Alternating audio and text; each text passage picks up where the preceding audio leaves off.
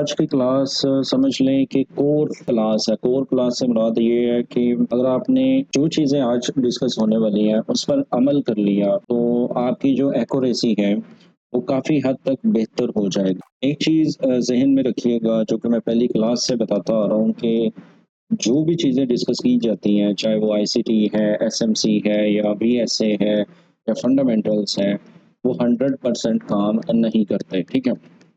तो लेकिन क्या है कि उनको प्रैक्टिस करने से या उनको अपनी ट्रेड का हिस्सा बनाने से हम थोड़े बेहतर ट्रेडर होते जा रहे हैं। अगर हम अपना एग्ज़ामिन करें या अपने आप को चेक करें, तो हमने जो पिछले 6 महीने से किया या 5 महीने से किया, तो हम डे बाय डे कुछ ना कुछ अच्छे की तरफ ही जा रहे हैं। तो दैट्स गुड, यही हमारी कामयाबी है। तो आज की क्लास भी जो है ये अपने ऊपर है कि आप अपनी साइकोलॉजी को, आप अपनी साइकी को कैसे मैनेज कर पाएँगे, उसको कैसे कंट्रोल कर पाएँगे, कौन-सी चीज़ें आपने करनी है, कौन-सी चीज़ें आपने नहीं करनी, ठीक है? तो बिस्मिल्लाह करते हैं। सबसे पहले जो हमारे पास स्लाइड आ रही है ना, इसमें आ रहा है कि हमें क्या मेन या मेजर या सबसे बड़ी प्रॉब्लम हमें क्या होती है साइकोलॉजी के लिहाज से, हमारे सामने रुकावटें क्या आती हैं, बैरियर्स क्या होते हैं, वो हमने जानना है, ठीक है?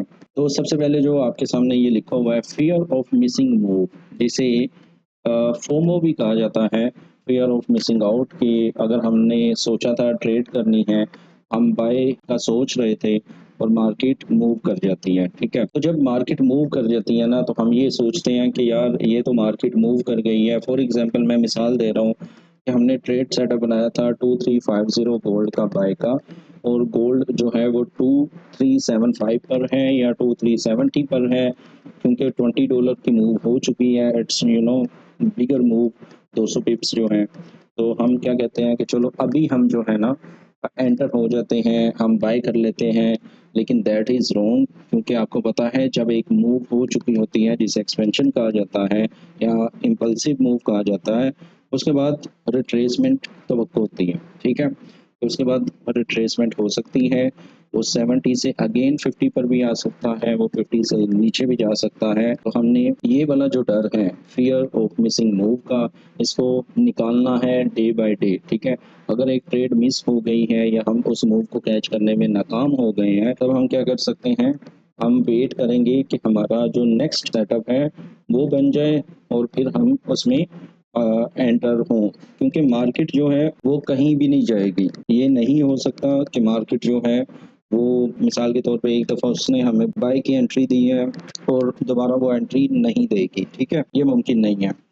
तो ये पढ़ लेते हैं ये क्या लिखा हुआ है। ये जो डर है कि मूव मिस हो गई है, जिसे फोमो भी कहते हैं, बेसिकली इसका इन्हसार आपके ट्रेडिंग सेटअप या स्टाइल पर होता है। जैसा कि मैंने आपको बताया कि अगर आपने एक सेटअप बनाया था तो ये उसी पर होता है, उसी में ही होता है कि जब वो मूव निकल जाती है तो हम फिर एंट्री की कोशिश करते हैं। मुझे याद है, मैं था, नसीर भाई थे और अब्बास भाई थे, ठीक है? हम 3 बैठे हुए थे, तीनों बैठे हुए थे और हमने जो है एंट्री डिज़ाइन की। हमने कहा कि अभी एग्ज़ैक्ट अमाउंट याद नहीं है मुझे, कि 2400 समथिंग पर हम बाय करेंगे। शायद 2404 था, हमने बाय करना था, या 2402 था। लेकिन क्या हुआ, हमने अगर 2 रखा था तो हमने 5 पर एंट्री की। अगर हमने क्या नाम है 5 रखा था तो हमने 7-8 पे एंट्री की, जिसके चलते हुए मार्केट जो है रिवर्स हुई और मुझे भी, अब्बास भाई को भी और नसीर भाई को भी वो अच्छा खासा नुकसान पहुंचा कर गई।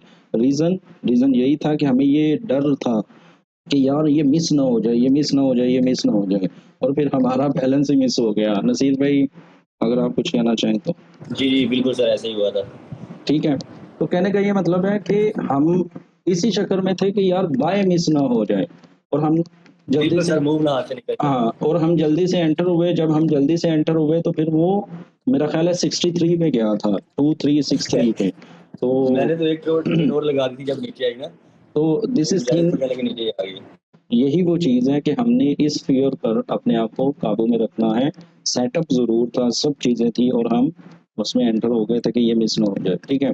ये हमारे साथ लाइव हुआ था, इसलिए मैंने उसका ज़िक्र किया।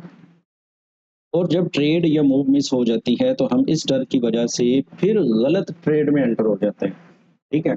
ज़्यादा बात नहीं है, वही है जो मैंने ऑलरेडी एक्सप्लेन कर दिया है कि हम फिर 70 पर भी एंटर हो सकते हैं। इसी चीज़ से बचने के लिए हमने अपने ऊपर काम करना है। अगर मार्केट मूव कर गई है तो नो प्रॉब्लम, हम नेक्स्ट मूव का वेट करेंगे, यानी नेक्स्ट सेटअप का वेट करेंगे। हमने इससे बचना है, ठीक है? अगर किसी को समझ ना आए, मुझे पूछ सकता है। अच्छा जी, ये होता क्यों है? This is a question. ये डर इसलिए पैदा होता है कि हम एक डिसिप्लिन्ड ट्रेडर नहीं होते। हम में डिसिप्लिन नहीं है, हमें बस ये हंगर होता है कि हमने पैसे बनाने हैं और यार ये कहीं मिस ना हो जाए या हम इसको कैच ना कर पाएँ, कुछ ये हमारे माइंड में चल रहा होता है जब हम ट्रेडिंग सेटअप पर बैठे होते हैं, ठीक है? तो हम में डिसिप्लिन बेसिकली नहीं होता, हम प्रॉपर वेट नहीं करते सेटअप का और हम एंटर हो जाते हैं। हमारे पास कोई ऐसा सेटअप मौजूद नहीं होता जिसको हम अलाइन कर सकें टाइम एंड प्राइस थ्योरी के साथ, ठीक है? This is very, very important, ठीक है? ये वाला जो पॉइंट है। बात हो रही थी इस ये यानी पैदा क्यों होता है? क्योंकि हम डिसिप्लिन्ड नहीं होते, हमारे पास कोई ऐसा सेटअप मौजूद नहीं होता, जो कि टाइम और प्राइस को देखते हुए हम बनाते हैं। देखो, आईसीटी के जो किल ज़ोन है ना, वो उसने क्यों बनाए हैं? उसके पीछे रीज़न ये है कि जब वो बंदा कोई चीज़ डिस्कस करता है ना, फॉर एग्ज़ाम्पल वो कहता है कि जी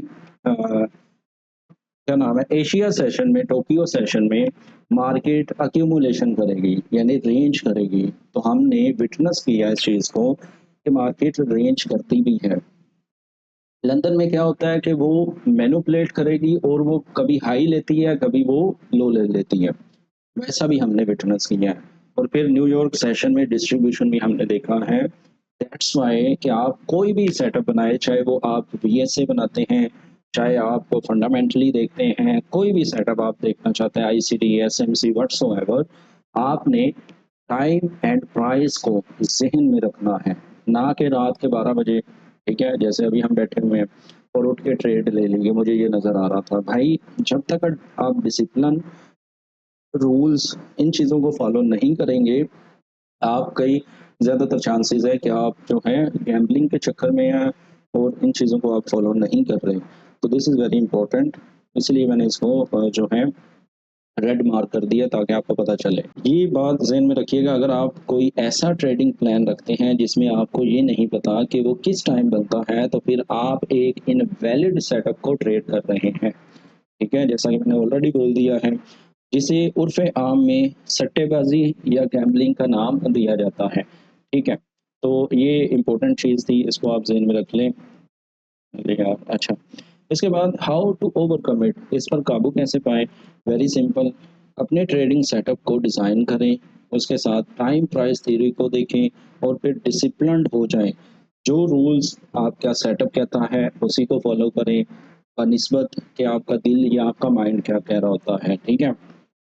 आपने जो सेटअप बना लिया है, उसी पर फ़ोकस्ड रहना है। उसी चीज़ पर, जैसा कि हमने किल ज़ोन पढ़ा है, सेशंस का पावर ऑफ 3, यानी पावर ऑफ 3 जिसे कहते हैं, तो जो टाइम हमने सेलेक्ट किया है, जिसे किल ज़ोन कहते हैं ना, हमने उसी में ही अपना सेटअप देखना है, ना कि किसी और टाइम फ्रेम में, क्योंकि हमें ये पता है कि उस टाइम फ्रेम में मैनिपुलेशन होती है या किस टाइम फ्रेम में हमें ट्रेड मिलेगी या एशिया हमारा क्या करता है। सबको समझ आ गई है फियर ऑफ मिसिंग मूव को कैसे हमने कंट्रोल करना है? अगर नहीं आई तो मुझे बताएँ। जी, हाँ जी श्योर। सर जी।